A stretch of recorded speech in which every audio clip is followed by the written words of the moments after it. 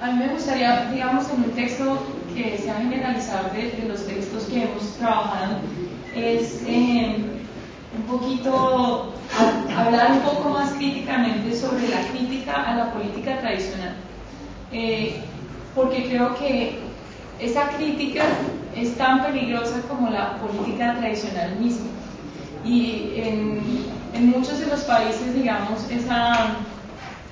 eso se ha traducido en una cantidad de mecanismos que en la literatura se llaman de rendición de cuentas horizontal. Entonces, toda la creación de organismos independientes para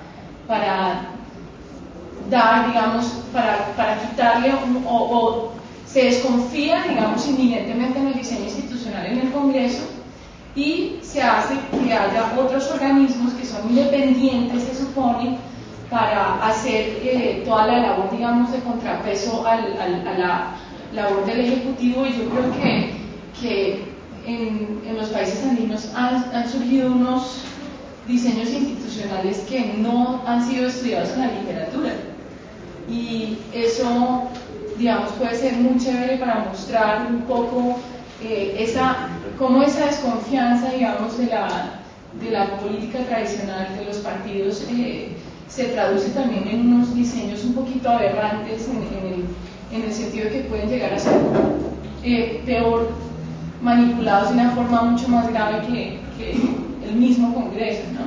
Entonces, yo creo que eso ocurre inclusive en Colombia, o sea, está en todos nuestros países. Siempre hay como unas soluciones de sacar la política de su lugar natural, que sería el Congreso.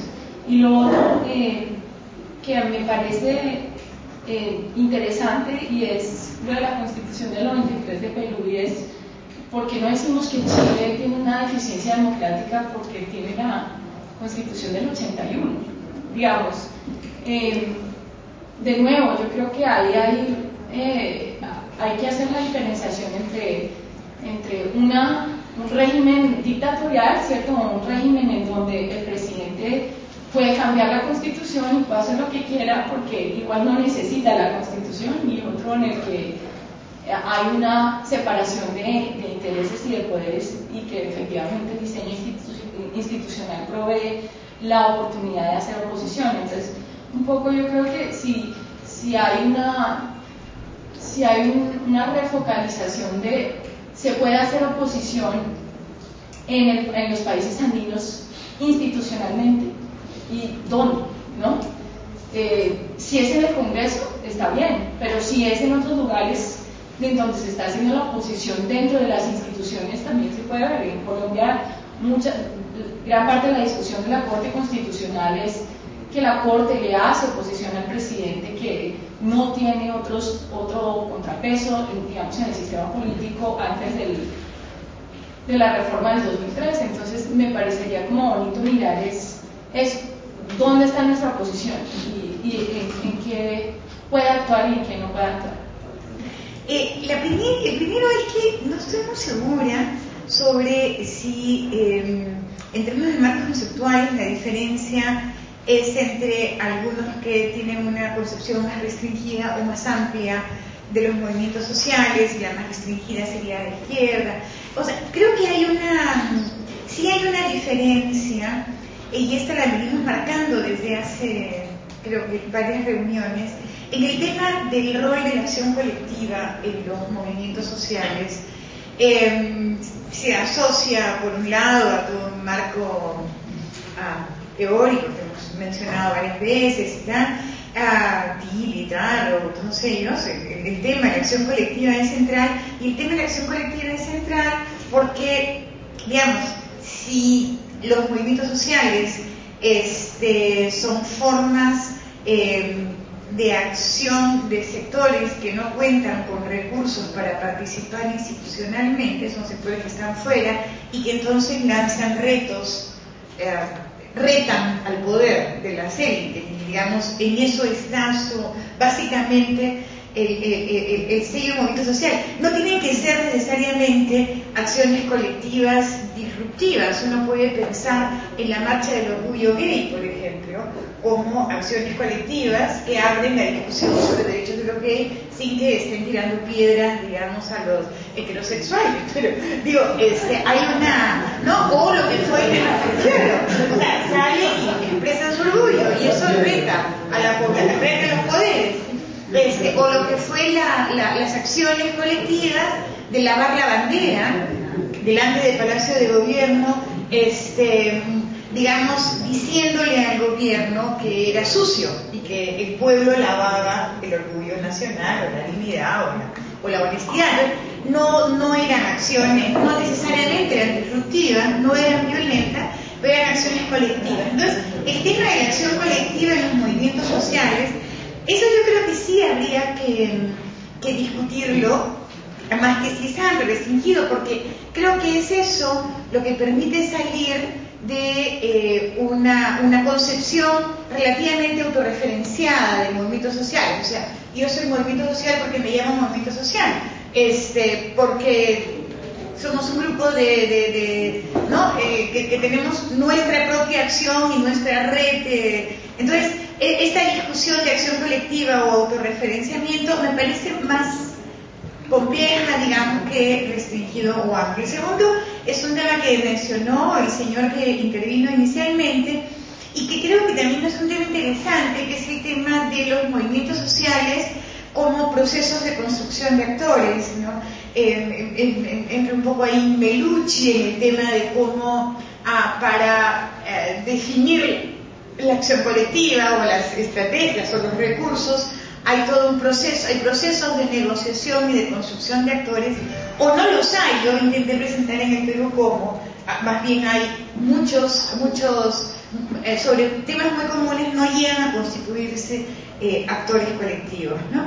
En términos de agenda, el tercer punto me parece que hay el tema, has mencionado, no sé, sí, creo que sí, el de democracia, la cuestión de la economía. Yo no sé si es antineoliberal o es una exigencia de economías mixtas o economías plurales o la pluralidad económica, etcétera, que me parece más claramente, porque el tema antineoliberal eventualmente aparece por el lado de territorialidad, y la discusión de territorialidad creo que es central ahorita, o sea, a favor o en contra, sí o no, hay textos sobre movimientos territoriales, hay la discusión, no sé si la comienza, porque el más antiguo que conozco creo es García Linera mismo, antes de ser presidente, cuando plantea Bolivia ha cambiado los movimientos territoriales, hay la discusión de qué tanto movimientos territoriales pueden o no pueden plantear constituirse en actores nacionales, en fin, hay todo un tema ahí complejo de movimientos sociales. Y una última cosita es que yo no estaría segura de si en el caso de Bolivia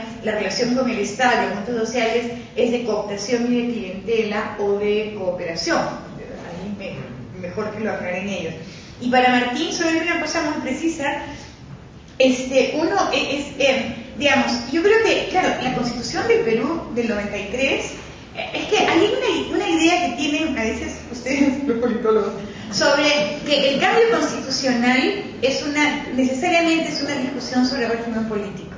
Y creo que en el Perú la discusión sobre constitución es una discusión de régimen económico, es decir, no se cambia la constitución no porque sea suficientemente democrática o porque ya fuera no se cambia la constitución porque el empresariado no quiere ver una discusión en la cual no se diga, como dice la constitución actual, que el Estado está prohibido de actuar en la economía, o sea, de actuar en la economía. O sea, el rol del Estado en la economía es subsidiaria al sector privado, eso es mandato constitucional.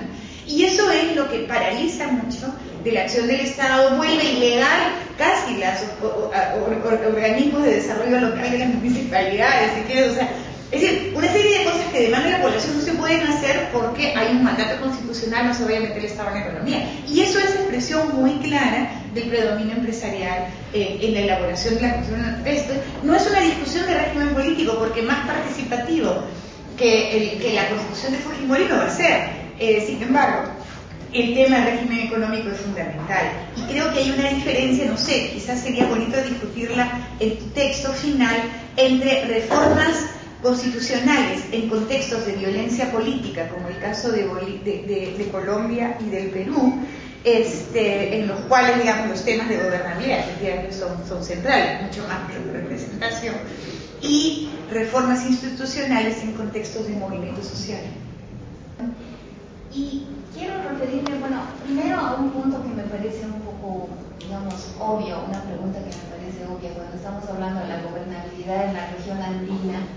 Es cierto, lo primero que salta a la vista son enormes diferencias. Hemos visto ayer cómo se divide tan claramente, por ejemplo, un bloque de lo que sería Bolivia, Venezuela, Ecuador, y por otro lado, por tantas impresionantes diferencias, ¿no es cierto?, Perú y Colombia, y entre Perú y Colombia. Al final hay como muchos aspectos de diferencias que creo que es una pregunta obvia cuando estamos tratando el tema de la región andina. ¿Cómo las enfocamos y cómo se analiza eso? Yo creo que esto es importante también porque se habla hoy día de liderazgos muy fuertes, sobre todo en estos tres países, en Bolivia, en Venezuela, en Perú. Y habría que también preguntarse, y creo que esto es importante, si esos liderazgos fuertes son los que están generando estos procesos o son procesos, digamos, los que han determinado que estos liderazgos estén hoy día donde están y con la hegemonía que tienen. Entonces, yo no creo que ninguno de estos liderazgos sea casuales, y eso es muy importante porque es importante pensar en esas condiciones más allá de esos liderazgos. Es decir, no es que esos liderazgos desaparecen y esas condiciones desaparecen también. Creo que en ese sentido estamos en procesos que hay que pensarlos de largo plazo en nuestros países. El otro tema también relacionado con estos liderazgos muy fuertes es la siguiente pregunta. Estamos hablando de liderazgos fuertes, pero estamos hablando de estados fuertes. Y a mí me da la impresión de que no hay una relación entre esos liderazgos fuertes y estados fuertes. Nuestros países se han caracterizado justamente por tener estados muy débiles. Y siguiendo un poco a Fernando Escalante Gonzalo, que hace un análisis del Estado para México, ¿no es cierto?, plantea que las debilidades de nuestros estados están fuertemente vinculadas con la necesidad de nuestros estados de estar permanentemente negociando los espacios de poder con instancias de intermediación, ¿cierto? Y que ese es como el lado más débil que ha ocasionado que nuestros estados sean débiles. Y yo creo, en verdad, que eso no ha cambiado. No ha cambiado. Tal vez hablo más mirando y pensando en Bolivia, ¿no es cierto? Pero es impensable pensar el gobierno de Evo Morales hoy día sin una permanente negociación con estas instancias intermedias. Y esto lleva a otra cuestión, que es la relación y el vínculo entre el Estado y los movimientos sociales. Si es un problema de cooptación, si es una cuestión de alianza, de cooperación, decías tú. Y esto habría que pensarlo en ese mismo marco de las mediaciones. Hace poco hacíamos un estudio en el PNUD sobre las reconfiguraciones de los mapas políticos en Bolivia, en las distintas regiones. Y me tocó a mí con otros colegas analizar el tema de la región de La Paz, que es la plaza principal de apoyo al MAS y a Evo Morales. Y la verdad es que nos encontrábamos con que no se puede hablar de cooptaciones de los movimientos políticos, de los movimientos sociales, perdón. Es muy difícil hablar de cooptaciones. Es muy difícil hablar digamos, de cuestiones orgánicas, de alianzas más orgánicas, digamos, con el MAS, sino más bien de pactos, alianzas y equilibrios que son enormemente complicados, difíciles, unos equilibrios que son verdaderamente muy frágiles y que realmente hace que el Estado, inclusive de Evo Morales, con tanta fuerza, tanto apoyo, tanta imagen y todo eso, tenga rasgos de debilidad muy importantes. Entonces yo creo que hay que mirar también esta relación de cooptación, que a veces se la ve como una cuestión directa entre Estado y movimientos sociales. En verdad no es una relación necesariamente tan directa, sino que está fuertemente mediada por estas instancias y por estas relaciones de pactos equilibrios. Bueno, y finalmente también me surge una pregunta respecto a las nuevas, se ha hablado aquí de nuevas formas de hacer política. Y a mí realmente otra vez, digamos, me lleva a un cuestionamiento de pensar si realmente estamos frente a nuevas formas de hacer política. O sea, todo este tema de clientelismo, las cooptaciones, etcétera, son viejísimas prácticas. O sea, por favor, si pensamos en la revolución de 1952 y todo ese proceso, porque eso era una cooptación de movimientos sociales, pero realmente monumental. Entonces, ¿qué estamos verdaderamente pensando cuando hablamos de nuevas formas de hacer política? ¿Serán nuevas formas de hacer política? La utilización de las instituciones, de los marcos jurídicos, eso no es nuevo, eso se ha hecho permanentemente en nuestros países, el clientelismo no es nuevo, pero lo que sí es nuevo tal vez son los proyectos políticos en juego. Sí, más que las formas de hacer política, lo que realmente está en juego son los proyectos políticos y los sistemas de alianzas y de exclusiones que también son nuevos. La primera cosa es que sobre el movimiento social, como dijo Marisa, hay muchas teorías con distintas circunstancias teóricas.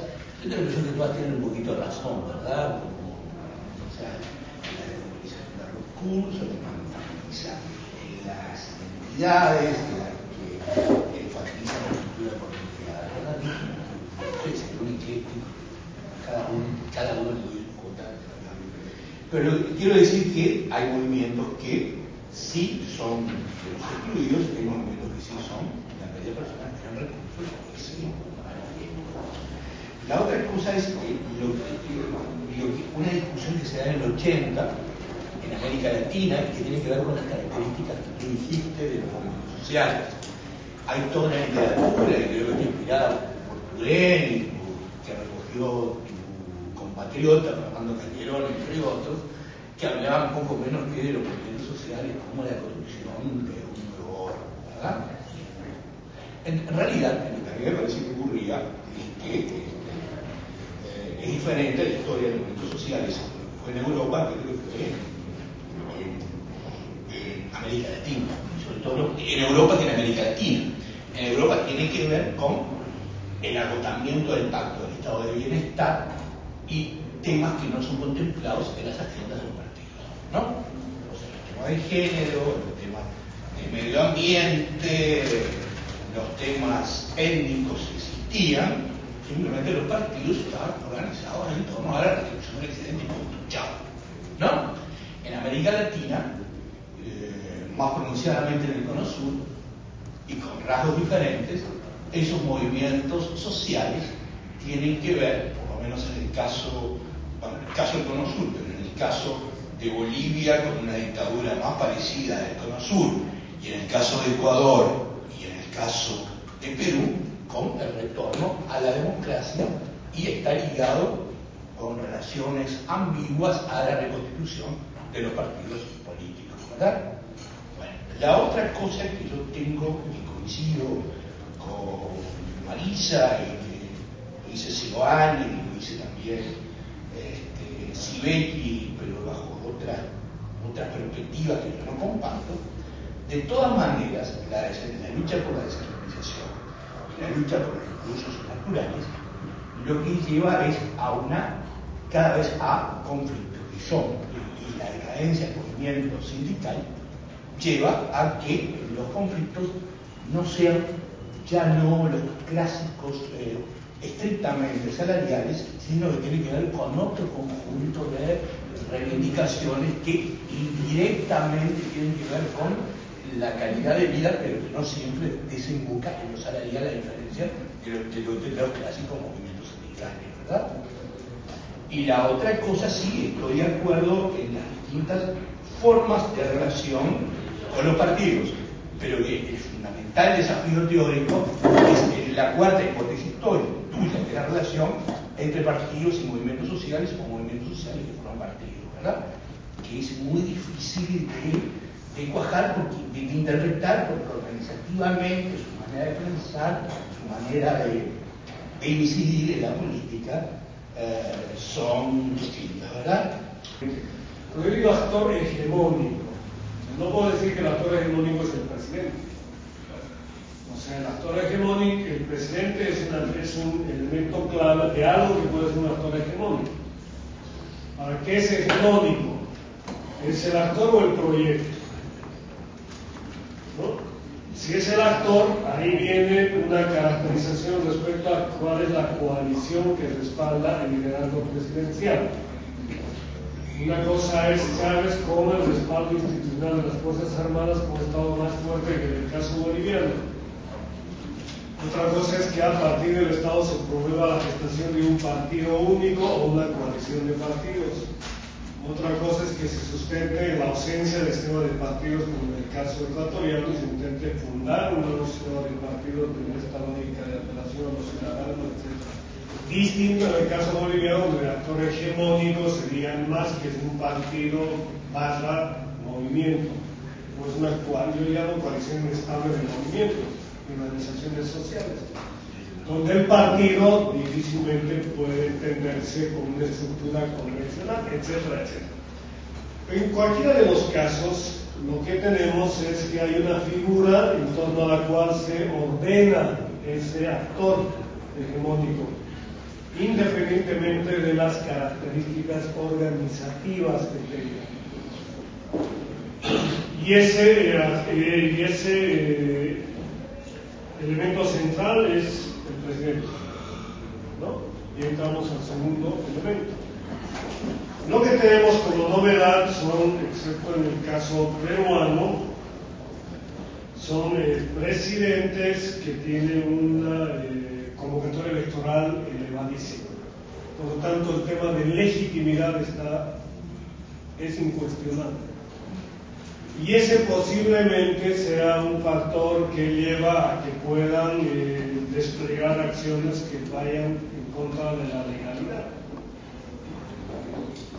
Pero este sustento plebiscitario, esta apelación a las urnas, es el que les proporciona este margen de acción, digamos, desde el espacio presidencial. Por lo tanto, ahí estamos hablando de una lógica de relación de un liderazgo presidencial, por lo tanto personalizado, con vamos a llamar el cuerpo electoral. ¿Y eso qué consecuencias tiene? Pues debilita las mediaciones institucionales. Y tiene consecuencias, por lo tanto, en las características del actor hegemónico. Mientras, si mi legitimidad está sentada en las urnas, en la apelación constante al pueblo como electorado, por lo tanto, no necesito, puedo prescindir más fácilmente de mediaciones institucionales de aparatos organizados. Si no hay un partido predominante, el efecto sería fragmentación en el sistema de partidos y la consecuencia ingobernabilidad, porque exigirían pactos y no hay reglas que incentiven al pacto. O sea que el mismo diseño, y ahí es donde con esto voy a terminar, es ahí donde viene el tema de los alcances, los efectos de la reforma. Porque las reformas no tendrían consecuencias únicas, sino ahí lo vemos ya en un esquema más clásico del análisis, depende de la constitución del sistema de partidos y las interacciones entre ellos. Cuántos partidos son, cómo funcionan entre ellos, y ese elemento tan convencional podría explicar el éxito o el fracaso, podría prefigurar el éxito o el fracaso de la reforma constitucional y el propio curso de la democracia. Yo quiero solo llamar la atención a la diferencia entre, que ya las personas han mencionado, la diferencia entre los movimientos de los 80, 90 y los movimientos del 2000 en adelante, que me parecen categorías que pueden ser muy estrechas.